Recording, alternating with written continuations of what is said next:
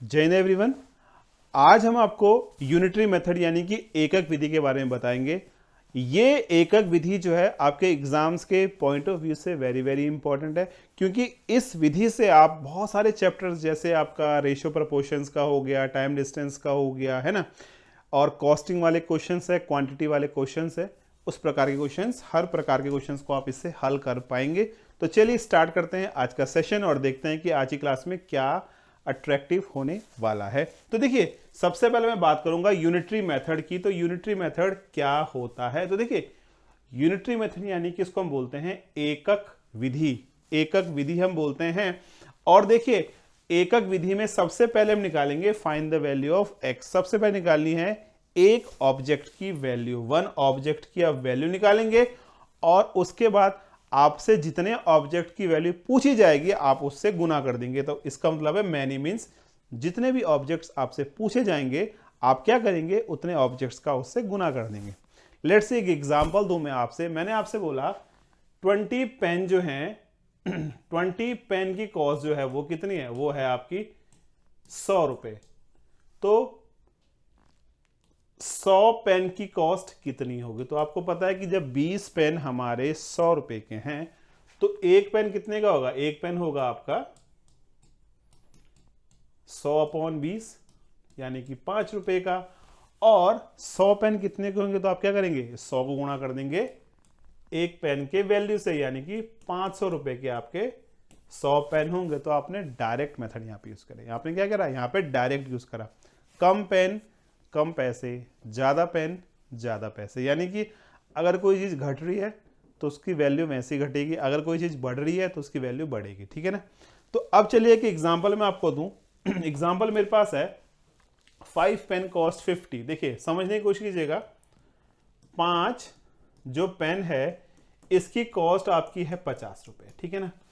तो आपसे पूछ रहा है कि 12 पेन की कॉस्ट क्या होगी। तो आप क्या करेंगे, एक पेन की कॉस्ट निकालेंगे 50/5 यानी कि 10 रुपए। तो एक पेन की कॉस्ट आपकी 10 रुपए आ गई दोस्तों। अब आपसे क्या पूछ रहा है? 12 पेन की। तो आप क्या करेंगे, उसको 12 से गुना कर देंगे। तो 12 × 10 यानी कि आपकी जो वैल्यू आएगी 12 पेन की वो आएगी 120 रुपए। तो आई होप सो आपको एक समझ में आ गया होगा। ये कॉन्सेप्ट है और बहुत ही इजी कॉन्सेप्ट है। डायरेक्ट प्रपोर्शंस आप इसको बोलते हैं। डायरेक्ट प्रपोर्शंस है, डायरेक्ट मेथड है। ठीक है ना? चलिए आगे देखते हैं। यूनिटरी मेथड का सेकंड होता है दैट इज इनडायरेक्ट मेथड। अब देखो, थोड़ा इनडायरेक्ट मेथड यानी कि इनवर्स मेथड समझना हम लोगों ने। इसको मैं आपको एक एग्जांपल से समझाता हूं। एग्जांपल ये है, समझने की कोशिश कीजिएगा। हमारे फैमिली में 4 पर्सन है, हमारे फैमिली में 4 बंदे रहते हैं। तो उनके लिए जो है हमारा जो खाने का राशन होता है वो 1 महीने के लिए, 30 डेज के लिए। सपोज मेरे घर में 5 गेस्ट और आ गए, मेरे घर में 5 गेस्ट और आ गए, तो क्या होगा? क्या मेरा राशन पूरा 30 डेज चलेगा? बिल्कुल नहीं चलेगा, क्योंकि हमारे पास गेस्ट बढ़ गए तो हम लोग मेंबर बढ़ गए। पहले हम लोग 4 थे, 5 और आ गए तो अब 9 मेंबर हमारी फैमिली में हो गए। तो जो हमारी 1 मंथ की राशन थी वो कम हो जाएगी, है ना? तो इसको हम बोलते हैं इनडायरेक्ट प्रपोर्शन। एक एग्जांपल आपको और दूं। जैसे सपोज समझिएगा, अगर चीनी 2 रुपए किलो हो जाए, तो अगर चीनी की कॉस्ट 2 रुपए किलो हो जाए तो क्या होगा? उसका कंजप्शन बढ़ जाएगा। हर लोग चीनी लेंगे। भैया 2 रुपए किलो चीनी है, हमको 50 किलो दे दो, हमको 100 किलो दे दो चीनी। लेकिन अगर चीनी की कॉस्ट 1000 रुपए किलो हो जाए, चीनी की कॉस्ट 1000 रुपए किलो हो जाए, तो क्या होगा? उसको लोग कम खरीदेंगे। क्यों खरीदेंगे? क्योंकि उसकी कॉस्ट बढ़ गई है ना? तो अगर कॉस्ट घटेगी, अगर कॉस्ट घटेगी तो कंजप्शन बढ़ेगा, और अगर कॉस्ट बढ़ेगी तो कंजप्शन घटेगा। तो ये हो गया आपका इनवर्स मेथड। क्या हो गया ये? उसको हम बोलते हैं इनवर्स यानी कि इनडायरेक्ट मेथड। सिंपल सा कॉन्सेप्ट है हमारा। इंक्रीज वन, अगर एक चीज बढ़ी तो दूसरा घटेगी, अगर पहली चीज घटी तो दूसरी बढ़ेगी, और जो इनका प्रोडक्ट होगा वो हमेशा कांस्टेंट होगा, यानी नियतांक होगा। डेफिनेशन आपको समझ में आ गई होगी। When one quantity increases then the other quantity decreases in such a way that their product remain constant. The two quantities are said to be indirect और इनवर्स प्रपोर्शन। तो आई होप सो आपको समझ में आ गई कहानी।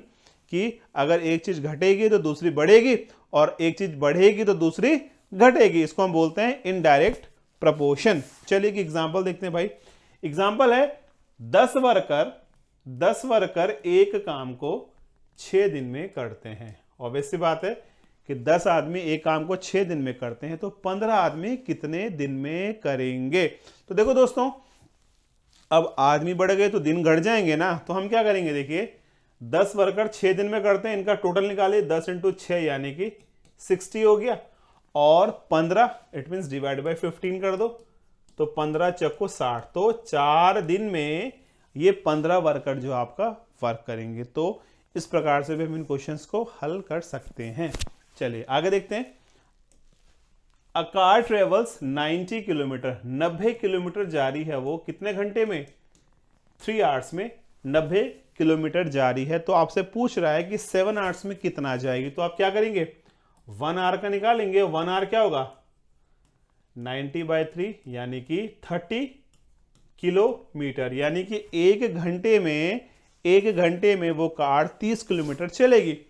तो 7 घंटे में 7 आवर्स में कितना चलेगी, 7 इंटू 30 210 किलोमीटर। ये भी आपका डायरेक्ट मेथड का क्वेश्चन हो गया। ठीक है, अब हम देखते हैं कि इस डायरेक्ट मेथड को हम कहां कहां यूज कर सकते हैं। भैया मेथड तो हमने सीख लिया, इस मेथड का कॉन्सेप्ट हमको समझ में आ गया, लेकिन हम इसको कहां कहां यूज कर सकते हैं अपने मैथ्स में। तो देखिए, कॉस्ट एंड क्वांटिटी, ठीक है, स्पीड टाइम डिस्टेंस आपने सुना होगा, पढ़ा भी होगा, work and workers, ratio type questions, proportion type questions. तो यानी ये आपके जो मैथ्स के टॉपिक है, यहाँ पे आप इस डायरेक्ट और इनडायरेक्ट को यूज कर सकते हैं अपने क्वेश्चंस को आसान बनाने के लिए। ठीक है ना, कैलकुलेशन को इजी करना है, डायरेक्ट करना है, तो आप इन चारों पांचों जो चैप्टर्स है वहां पे इनको यूज कर सकते हैं। ठीक है,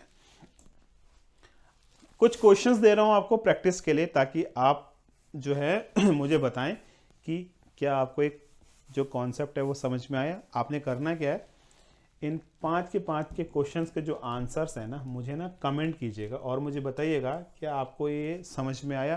तो मिलते हैं आपसे नेक्स्ट क्लास में इसी यूनिटरी मेथड के नए क्वेश्चंस के साथ। तब तक के लिए जय हिंद भाइयों।